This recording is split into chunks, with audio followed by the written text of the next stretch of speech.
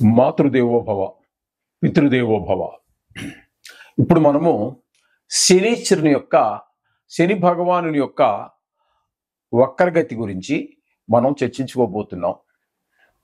July నెల 13వ తారీఖు 2025 నుండి 28వ తారీఖు నవంబర్ నెల 2025 వరకు ఈ వక్ర మార్గంలో ఆయన ప్రయాణం సాగిస్తూ ఉన్నారు. ఈ వక్ర మార్గంలో ప్రయాణించటం వలన ఏ ఏ రాసుల వారికి ఏ విధమైనటువంటి ఫలితాలు వస్తాయి అనేది సశాస్త్రీయమైన పద్ధతిలో మనం తెలుసుకునే ప్రయత్నం చేద్దాము. ఇందులో మిమ్మల్ని ఏదో భయభ్రాంతులు చేసేసి శని వక్రం చేశాడు, మీకు ఈ రాశుల వాళ్ళకి చాలా భయంకరమైనటువంటి కష్టాలు వచ్చేస్తాయని చెప్పడం ఏమీ ఉండదు. మామూలుగానే ఉంటుంది. కాస్త కొద్ది ఇబ్బందులు ఉంటాయి, కాదంటలేదు. దానికోసం మిమ్మల్ని భయభ్రాంతులు చేసేసి మీ చేత వేలో లక్షలు ఖర్చు పెట్టించడం ఇదేది మా ఉద్దేశం కాదు. అలాగే కొన్ని రాశుల వారికి చాలా ఉపయోగకరంగా ఉంటుంది. అంత మాత్రం చేత మీకేదో బల్లగుద్దు చెబుతున్నా రాసి పెట్టుకో ఇలాగే జరుగుతుంది అని చెప్పేంత ధైర్యం నేను చేయనండి.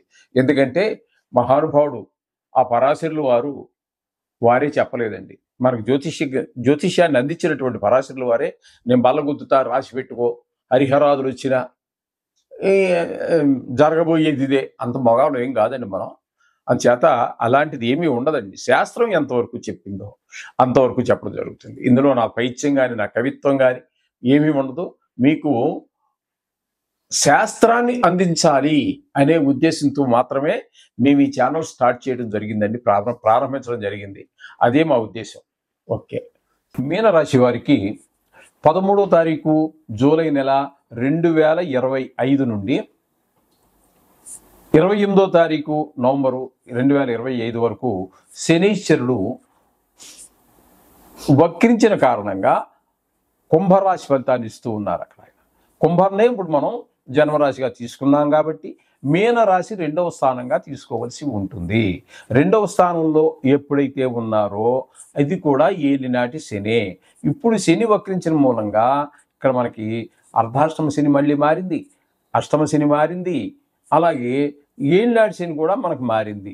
ఎట్లా మకరం వాళ్ళకి ఏలినాటి శని మళ్ళీ వెనక్కి వచ్చినట్టే ఇక కుంభరాశి వారికి ఎలాగూ ఉంది. ఆయన మీనంలో ఉన్న ఏలినాటి శని ఉన్నట్టే. అయితే స్థానం మారింది కానీ ఏలినాటి శని ప్రభావం అయితే ఉంటుంది. దాని ఫలితాలు వేరుగా ఉంటాయి అనుకోండి.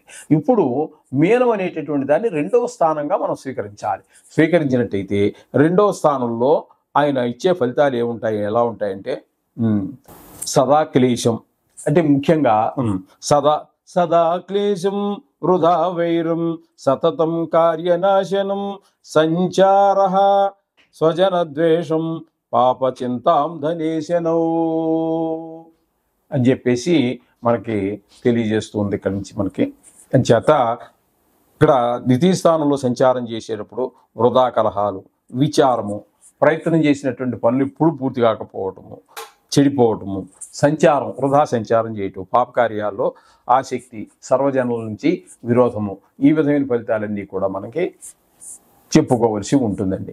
ఈ విధమైన ఫలితాలన్నీ ఇక్కడ మీనరాశి వారికి కూడా ఇస్తూ ఉన్నారు. 3 రాశుల్లో మనకి ఏలినాటి శని ప్రభావం చూపిస్తూ ఉంటుంది. అయితే ఒకటి జన్మంలో ఉన్నప్పుడు వేరుగా ఉంటుంది, వ్యయంలో ఉన్నప్పుడు వేరుగా ఉంటుంది, అలాగే 2వ స్థానంలో ఉన్నప్పుడు వేరుగా ఉంటాయి ఫలితాలు. ఈ విధమైన ఫలితాలన్నీ మనం చెప్పుకోవలసి ఉంటుంది. అందుచేత మీరుకి మంచి ఫలితాలు ఇచ్చిన ఆ శనీశ్వరుడు దాన్ని కూడా స్వీకరించాలి. కాదని తప్పించుకోనే మార్గం ఒకటే, అది భక్తి ప్రపత్తులు చూపించుకోవటం, ఆయన్ని ప్రసన్నం చేసుకోవటం, పరిహారం చేసుకోవటం ఒకటే. అందుచేత దాన్ని కూడా అనుభవించవలసిందే. అందుచేత ఖచ్చితంగా ప్రతిరోజు కూడా ఈ నవగ్రహం ఏదో గ్రహం ఖచ్చితంగా గోచార రీత్యా కానివ్వండి, లేదా జాతక రీత్యా కూడా కానివ్వండి, మహాదశ మనకు అనుకూలంగా ఉండవచ్చు, అంతర్దశలు కొన్ని ఇబ్బందులు పెట్టవచ్చు, ప్రత్యంతర్దశలు కొన్ని ఇబ్బంది పెట్టవచ్చు, సూక్ష్మదశ, ప్రాణదశ, ఇవన్నీ కూడా రకరకాలుగా ఇబ్బందులు పెట్టేటువంటి ఉంటాయి. అందుచేత ఎప్పుడు కూడా నవగ్రహాలని మనం ప్రతి నిత్యము ప్రతి క్షణము కూడా తలుచుకోవడం అనేది చాలా శుభప్రదమైనటువంటి ఫలితాలను మనం పొందడానికి అవకాశం ఉంటుంది. శుభం భూయాత్. పూర్వం అంటే ఇంతకుముందు మనం చాలాసార్లు చెప్పుకోవడం జరిగింది. అసలు ఈ వక్రగతి అంటే ఏంటి అనేటటువంటి ప్రత్యేకించి కొన్ని వీడియోలు కూడా చేసాము. ఇదివరకు మేము 10 సంవత్సరాల కింద కూడా చేయడం జరిగింది. అది 10-12 సంవత్సరాల కిందట కూడా నేషనల్ శాటిలైట్ ఛానల్స్లో చెప్పినప్పుడు కూడా చేశాము. కానీ చాలా కాలం అయింది కదా, అందుకోసం. వక్రగతి అంటే ఏమిటి? ఏ గ్రహమైనా వక్రగతిలో నడుస్తుందా? నడుస్తాయి.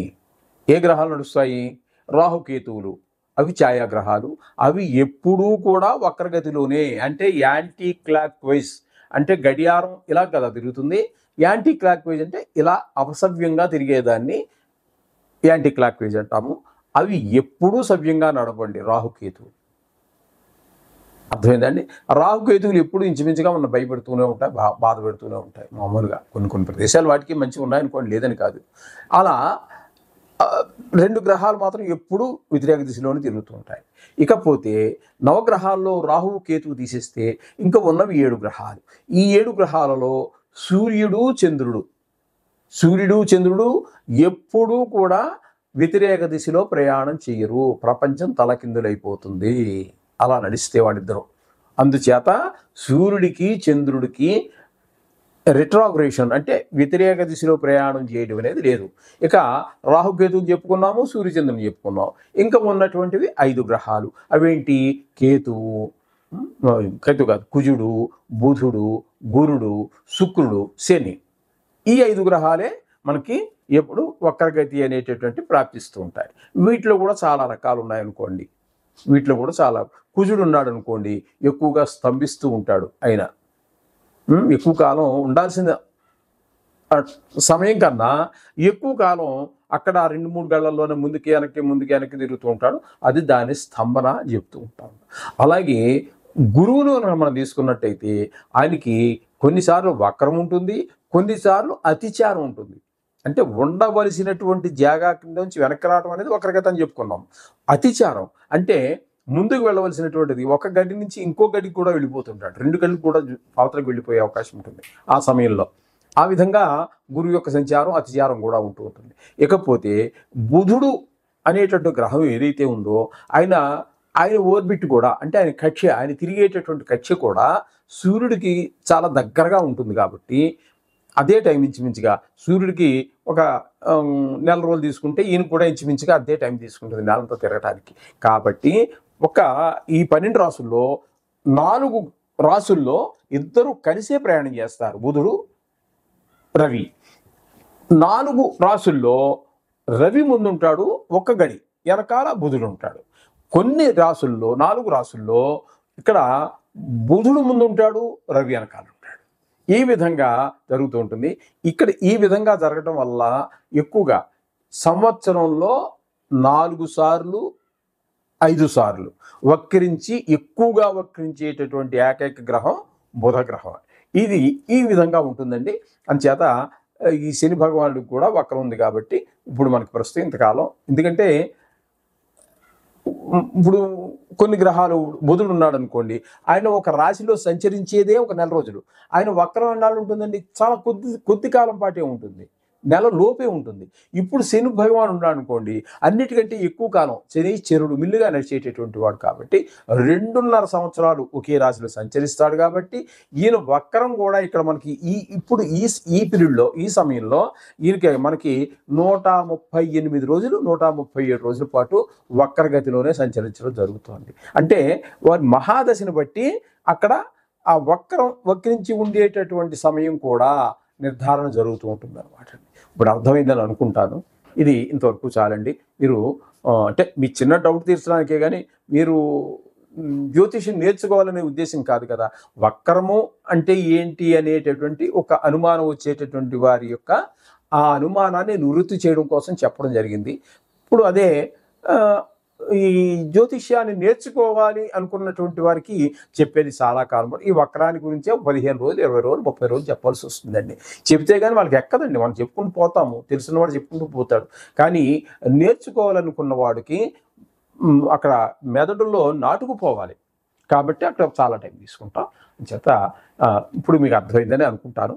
ఇంకా అర్థం కాకపోయినా ఇంకంతకంటే ఎక్కువ ఆలోచించకండి మీరు. అంటే వక్రగతి ఉన్నది అని చెప్తే తెలుసుకుంటే మీకు చాలు. శుభం భూయాత్.